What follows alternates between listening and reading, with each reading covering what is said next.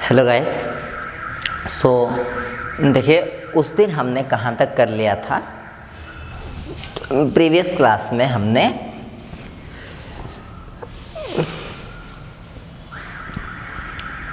ऐसा एक light source बनाया था। उस लाइट सोर्स से फिर हम ऐसा बोल रहे थे कि इससे कोई तरंगाग्र निकल रहा है, ठीक है। तो ये जो लाइट सोर्स है, इससे मान लीजिए ये तरंगाग्र निकल रहा था, ठीक है। थोड़ा सा मैं इसको ज़्यादा कर्व कर दूं ताकि ये कुछ लगे ढंग का।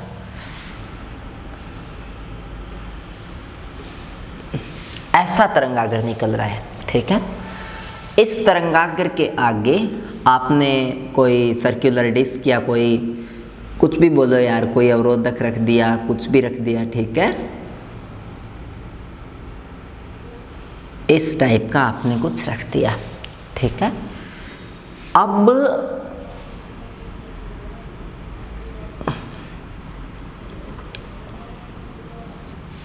ठीक है, इस टाइप का आपने कोई इसके आगे बैरियर रख दिया।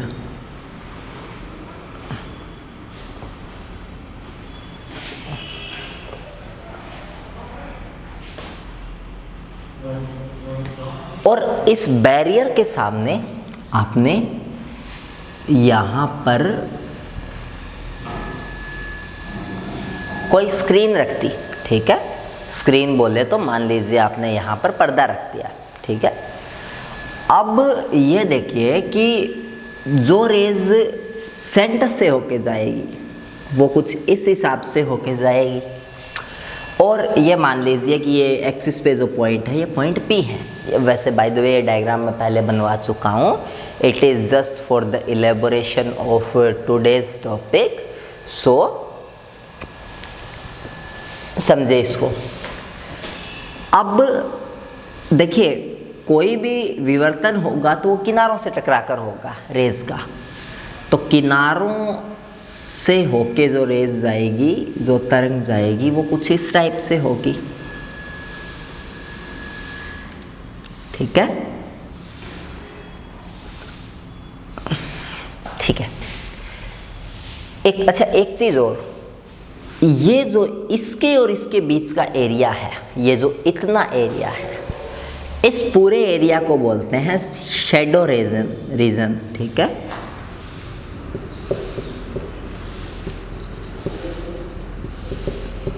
हिंदी में आप बोलोगे इसको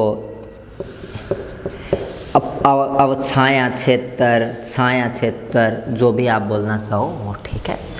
देखिए, शैडो रीजन का मतलब ये है कि अगर ये डिस्क है, ये कुछ ज़्यादा ही बड़ी हो, विवर्तन करवाने लायक ही नहीं हो।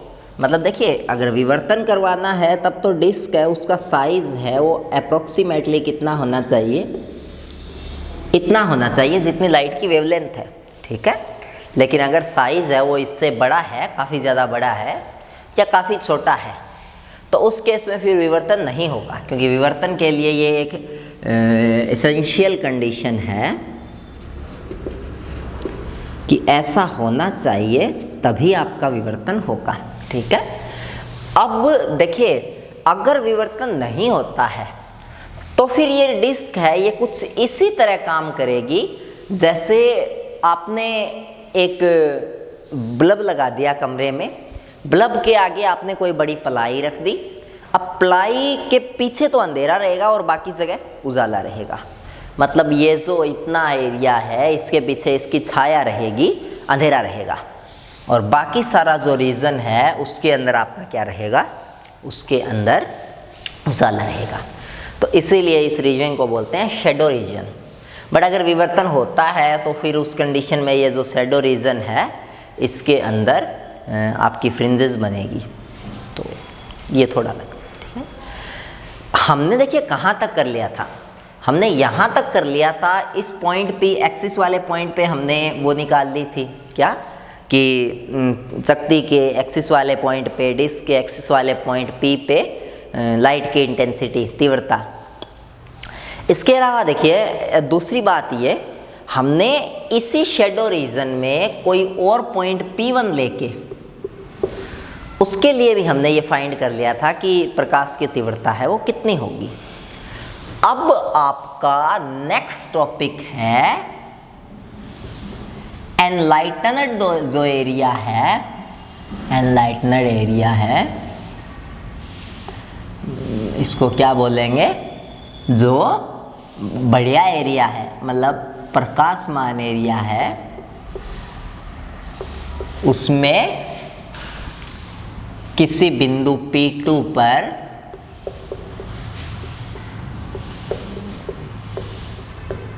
प्रकाश की तीव्रता, ठीक है, intensity of light. I hope guys ये विजिबल होगा, जो हेडिंग वेडिंग लिखी है वो सब कुछ, ठीक है, अभी तक तो विजिबल है, सो है।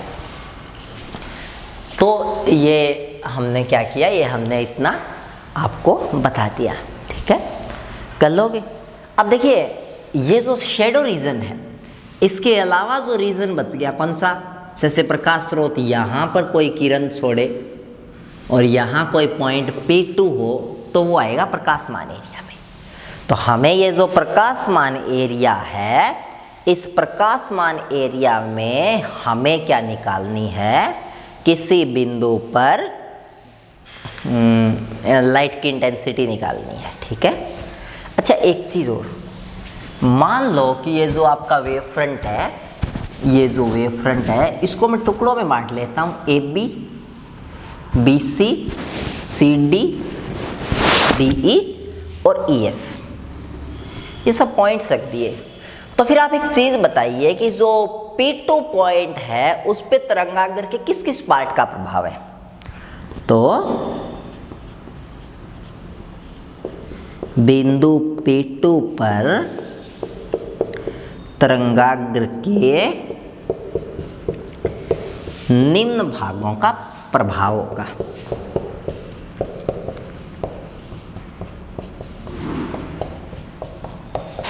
कौन से का, देखिए जो AB पार्ट है उसका तो होगा ही होगा, क्योंकि AB पार्ट है वो प्रकाशमान क्षेत्र में है, तो AB पार्ट का प्रभाव होगा। प्लस में देखिए कौन से पार्ट का प्रभाव होगा P2 पॉइंट पे, P2 पॉइंट पे आपका जो BC पार्ट है उसका प्रभाव होगा। क्यों होगा, क्योंकि जो ये इतना पार्ट है ये भी तो प्रकाशमान क्षेत्र है, यहाँ से भी तो किरणें कहाँ पहुँचेगी, P2 पॉइंट पे, और यहाँ से भी किरणें कहाँ पहुँचेगी, P2 पॉइंट पे। तो प्लस में BC का भी प्रभाव होगा। क्या CD का प्रभाव होगा, नहीं, CD से जो किरणें निकलेगी उनको रोक लेगी ये पट्टिका। क्या DE का प्रभाव होगा, नहीं, क्योंकि DE से जो किरणें चलेगी उनको रोक लेगी ये पट्टिका। क्या EF का प्रभाव होगा, बिल्कुल होगा, क्योंकि EF से भी किरणें प्रकाशमान क्षेत्र में ऐसे पहुंचेगी P2 पे। लेकिन देखिए जब प्रैक्टिकल करते हैं तो उस कंडीशन में EF है वो इतना टेढ़ा पड़ जाता है कि यहाँ से किरणें शायद इधर पहुँचती है, ठीक है। और एक वैसे भी लॉजिक देखें तो कोई भी प्रकाश किरण है वो तरंगाग्र के लंबवत चलती है और इसका लंबवत इधर निकल के आता है। दूसरी बात, प्रकाश हमेशा शॉर्टेस्ट पाथ है वो ट्रेवल करता है। एक इस पे एक वो भी है गाइस, एक फिशरमैन प्रॉब्लम भी है ऑप्टिक्स के अंदर, एक चैप्टर होता है ज्योमेट्रिकल ऑप्टिक्स, ठीक है। जैसे सिंपल BSc वालों के तो लगता है, और जो आप हो इंटीग्रेटेड वाले आपके नहीं लगता, ठीक है। तो उसमें एक रूल आता है फर्मेट का रूल, ठीक है। तो जो फर्मेट का रूल होता है उसके अंदर एक क्वेश्चन होती है, एक जिसको बोलते हैं कोस्टल प्रॉब्लम।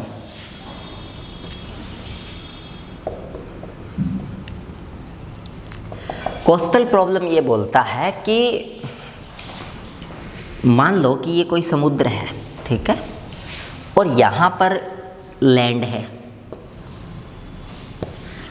और यहाँ पर कोई बंदा है वो ड्रॉ कर रहा है, मतलब डूब रहा है। तो आप यहाँ से इस बंदे को बचाने के लिए भागोगे और जल्दी से जल्दी इस बंदे को बचाने के लिए कौन सा रास्ता फॉलो करोगे, सीधा रास्ता, इसके नीचे से होके रास्ता, इसके ऊपर से होके रास्ता, और विचलित होता हुआ सा रास्ता, ठीक है।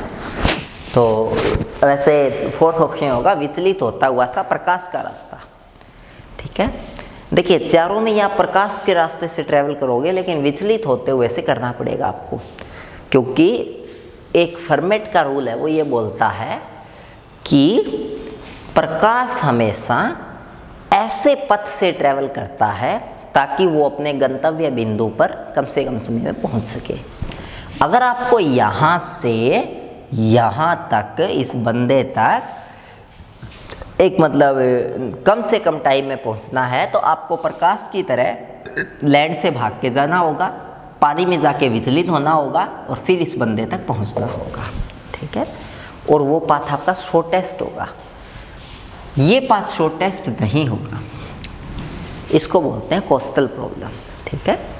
तो गाइस एनीवे मैं तो आपको ये समझाना चाहता हूँ कि जो EF पार्ट है ये इससे इतना ज़्यादा टेढ़ा पड़ जाता है P बिंदु से, और प्रकाश का पथ है वो भी काफ़ी ज़्यादा अधिकतम हो जाता है। तो EF पार्ट का जो तरंगागर में रोल है वो नगण्य होता है, ठीक है। आइडियल फिजिक्स में नगण्य बोलो और प्रैक्टिकली होता ही नहीं। तो फिर तरंगागर के कौन कौन से पार्ट काम में आते हैं? एक तो AB पार्ट काम में आता है तरंगागर का, और एक कौन सा पार्ट काम में आता है?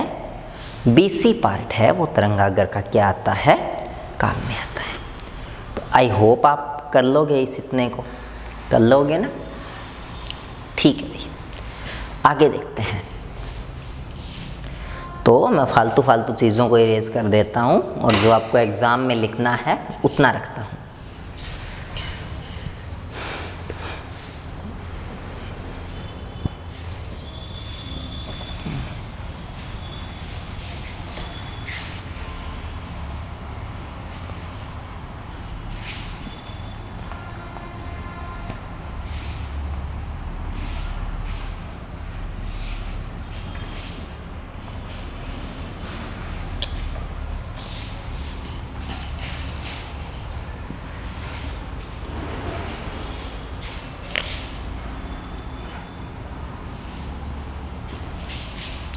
देखो आगे। अच्छा अब हम लोग क्या करते हैं, हमें तो इस P2 पॉइंट पे क्या निकालनी है? प्रकाश की तीव्रता निकाल लेते हैं। एक बार के लिए हम ये मान लेते हैं, माना पूरा जो ये पार्ट है AF तक, माना पूरे तरंगाग्र AF के कारण बिंदु P2 पर पहुंचने वाले प्रकाश का आयाम E है। मान लो ऐसा एज्यूम कर लिया। तो अगर पूरे प्रकाश का E आयाम है तो E अकेला तो हो ही नहीं सकता। फ्रेनल ने क्या बोला था कि ये जो पूरा तरंगाग्र है इसके अंदर हाफ पीरियड जोन्स बनेंगे और हर जोन के कारण अलग अलग तीव्रता होगी। पहले जोन के कारण E01, दूसरे के कारण E02, तीसरे के कारण E03, चौथे के कारण E04, पांचवें के कारण E05, ऐसे। लेकिन ये अगर प्लस है तो आगे वाला क्या होता है? माइनस। ये हम बता चुका हूँ। और कॉन्जिकेटिवली एक को छोड़ के एक हमेशा क्या होते हैं? प्लस। और ये सीरीज कहाँ तक जाती है? -1 की पावर n E0 n तक।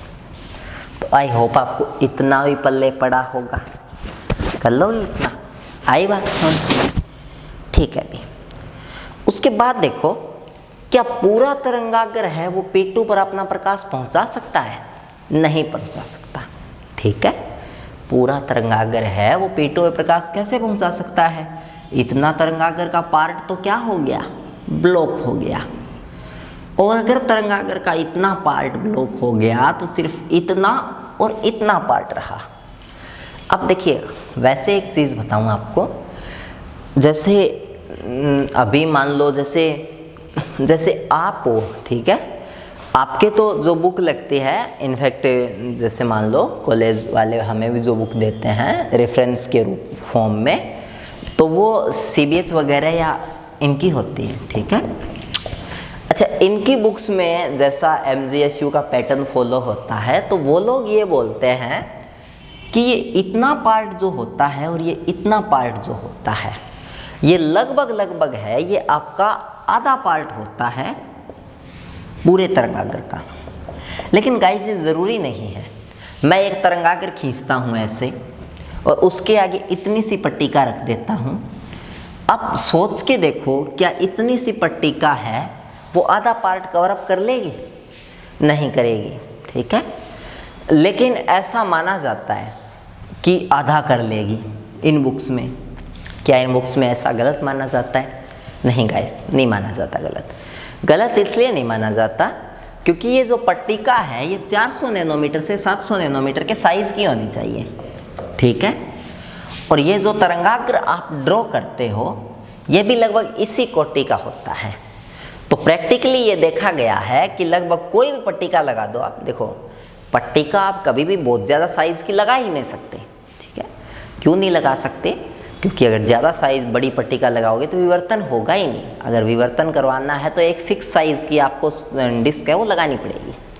और जो तरंगाग्र है वो भी एक लिमिट से ज़्यादा बड़ा नहीं हो सकता, क्योंकि आपने एक डी ब्रोगली की हाइपोथेसिस पढ़ी है, कोई भी वेव है वो अपने अंदर n लैम्डा की फॉर्म लेके चलती है। तो उस केस से देखा जाए तो अगर आप इसको काफ़ी ज़्यादा बड़ा करते हो तो फिर लैम्डा बड़ा होता है, और लैम्डा बड़ा होगा तो फिर लैम्डा प्रकाश को पार करके 400-700 नैनोमीटर को पार करके और रेंज में पहुंच जाएगा, ठीक है। n अगर बहुत बड़ा हो गया तो फिर वो लैम्डा को काफ़ी बड़ा कर देगा।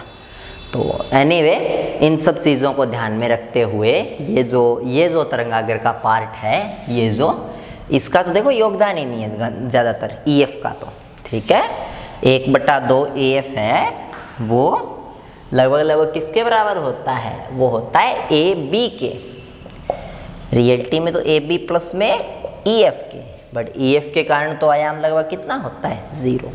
तो आप मोटा मोटी ये बोलो कि AB ये जो इतना पार्ट है तरंगाग्र का, इस इतने पार्ट के कारण जो तीव्रता होगी वो लगभग होगी वो पूरे तरंगाग्र के कारण आधे आयाम के बराबर होगी, ठीक है। बाकी एक देखो एक बुक आती है, मतलब जैसे एक बुक आती है, मतलब कैसे बताऊं, जैसे बुक तो नहीं आती, मतलब है एक, समझो एक मतलब मटेरियल है द फेनमैन लेक्चर्स।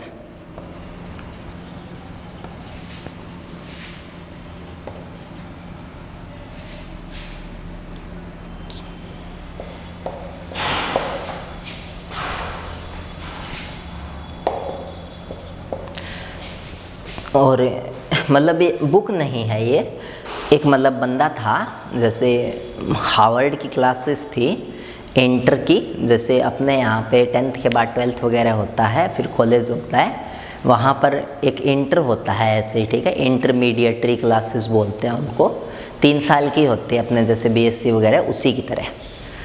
तो हुआ क्या कि ये जो फेनमैन था इसने अपने पूरे 2-3 सालों में इसने अपने पूरे मतलब बच्चे थे हार्वर्ड के जो बच्चे थे उनको पढ़ाया था, और काफ़ी अच्छा टीचर माना जाता है ये चीज़ों को एक्सप्लेनेशन के मामले में।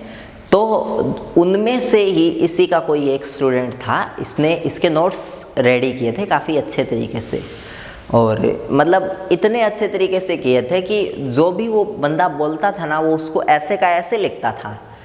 एक टाइप से इसको बोलते हैं, मतलब इसको वैसे बोलते हैं, अब मुझे नाम याद नहीं आ रहा गाइज, क्या था वो, इसको हिंदी में बताता हूँ मैं, इसको अक्षरस बोलते हैं वैसे। जैसे मैं एग्जांपल दूँ, जैसे मान लो कि आप मेरे सामने बैठे हो, ठीक है, और मैं ऐसे बता रहा हूँ, जैसे मैं बता रहा हूँ कि भाई मैं एक बार मूर्ति चौक गया था और वहाँ पर ये हुआ, तो आप उसको ऐसे मत लिखो कि एक बार सर वहाँ गए थे या वो, ऐसे नहीं। आप अपनी नोटबुक में भी लिखो एक बार मैं यहाँ गया था, मतलब वो बंदा जो बोल रहा है ना, हाँ वर्बैटिम।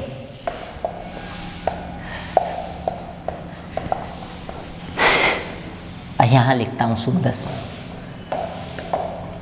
मतलब एकदम वो जो बोलता था ना जैसे उसने बोला, जैसे इसने एकदम बीच में ऐसे बोल दिया कि लड़के चुप हो जा, तो वो भी उसने लिखा कि लड़के चुप हो जा। वो भी ऐसे नहीं कि ये फेनमैन ऐसे बोल रहा है चुप हो जा, नहीं सीधा ही चुप हो जा वैसे। तो इनको बोलते हैं वर्बैटिम नोट्स, ऐसे लिखे। और ये अपने टाइप का एक पहला वो था, क्योंकि कोई बंदा अगर बोल रहा है उसको आप डायरेक्टली वैसे का वैसे सुंदर लिख रहे हो, और बाद में लोग बाग उसको पढ़ते हैं तो फिर उनको ऐसे लगता है कि जैसे उनके सामने कोई बंदा बोल रहा है डायरेक्टली, ठीक है। वो उस नॉवल को पढ़ते हैं या उस चीज़ को पढ़ते हैं तो उनको ऐसे लगता है। तो ऐसे इलेक्ट्रोमैग्नेटिज्म, मैकेनिक्स, सभी चीज़ों के ऑप्टिक्स वगैरह इसके वो वर्बैटिम नोट्स है वो वायरल हुए थे, ठीक है। और उसके बाद एक पब्लिकेशन है, मुझे नहीं पता कौन सा है, उसने इसके नोट्स है उनको बुक की फॉर्म में, आज बुक आती है द फेनिमन लेक्चर्स, तो बुक की फॉर्म में इसने उनको वो करवाया था, पब्लिश करवाया था, ठीक है। बट बुक काफ़ी महंगी आती है, मतलब 15-16 हज़ार की बुक आती है। तो आज से लगभग 4-5 साल पहले की बात है ये, मतलब मैंने वो जो बुक थी उसका इंटरनेट पे पायरेटेड वर्जन ढूंढा था, मतलब कहीं पे पीडीएफ बन जाए, और फिर पीडीएफ की फ़ोटोकॉपी करवाई थी। तो हमने पढ़े हैं ये सारे, ठीक है। तो कुल मिला के ये जो है ये फेनिमन लेक्चर्स, इसके अंदर जो ये मतलब जो तरंगागर का प्रभावी भाग है ना, वो फेनिमन ने 1/2 ना ले रख के m/n ले रखा है, मतलब एक भिन्न ले रखी है और उससे पूरा सोल्व कर रखा है। बट आप अगर m/n लोगे और मान लो एग्जामिनर है वो खुद खाना वाना खा रहा है और बीवी बच्चे अगर नोटबुक चेक कर रहे हैं, उनको बोला हुआ है आंसर की में देख देख के बेटा चेक कर दे, तो वहाँ दिक्कत पैदा हो सकती है। तो आप 1/2 ही लिखिए। हालांकि उसने भी लास्ट में बोल रखा है कि m/n है, उसकी नियरली प्रेसिशियस वैल्यू है वो 1/2 ही मिलती है, ठीक है। तो ये किसके कारण, ये ए बी पार्ट के कारण। आई होप आपको इतना पल्ले पड़ा होगा जो मैंने समझाया, ठीक है। चलो आगे बताता हूँ। तो फिर तो देखो, तो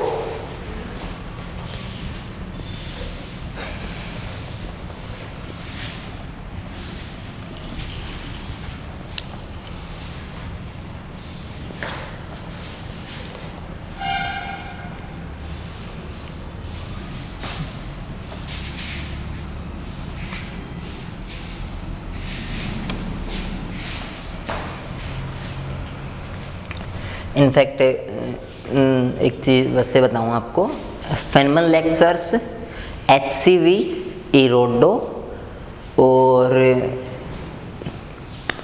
छोड़ो फिर वो तो हाँ ये 3 मान लो, ये 3 है। ये मैंने पूरी सोल्व की थी कोई टाइम में, मतलब पूरा इनको पढ़ा था। जहाँ पे ना क्लियर हुआ वहाँ पे उनके लाइव लेक्चर्स, और मतलब दिमाग ख़राब किया था काफ़ी भयंकर तरीके से। और उसके अलावा ये तीनों है, ये कम्प्लीटली सोल्व की थी हर टाइप से कोई टाइम में, ठीक। एनीवे आगे स्टार्ट करते हैं।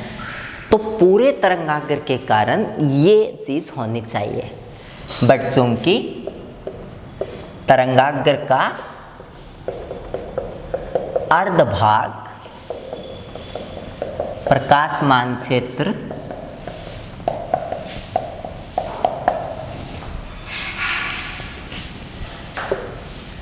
में तीव्रता उत्पन्न करने में यूज हुआ है, आपको लिख लेना प्रयुक्त हुआ है, मतलब तो तरंगाग्र AB प्लस EF जो कि नगण्य है, यानी सिर्फ AB के कारण आयाम का कुल भाग कितना निकल के आया गाइस जी? आयाम का कुल भाग ये निकल के आया 1/2 E01 minus E02 plus E03 minus E04 ऐसा कुछ कर लोगे इसको। तो आई होप इतना आपको पल्ले पड़ा होगा कि ये सब चीज़ें हैं, ये चीज़ें किस हिसाब से डेवलप हुई। अब देखिए जैसे जैसे यहाँ पर जो E01 है वो तरंगाग्र के पहले आधे भाग के कारण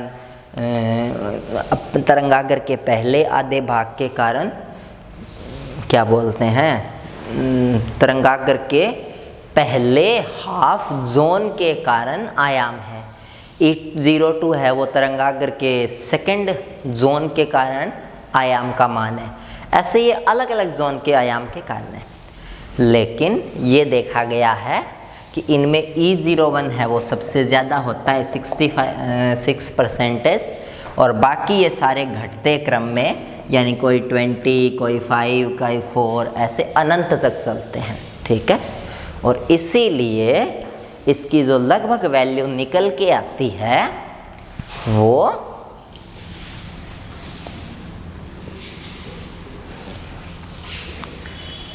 आती है E01/2, जो कि परिणामी आयाम का मान है।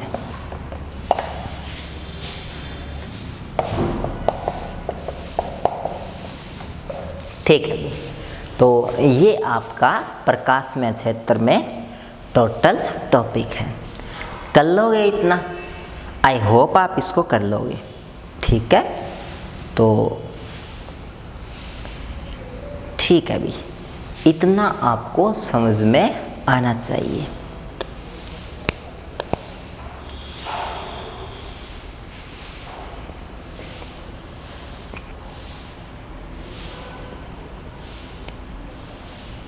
ठीक है, अब देखिए इसके अंदर अलग अलग कंडीशंस हैं, ठीक है। जैसे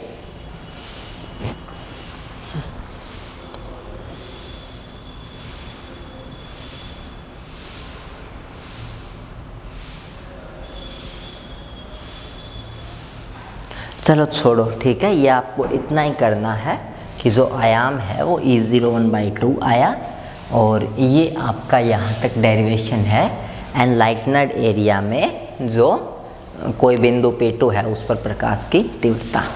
आई होप ये आपको क्लियर हुआ होगा। बाय।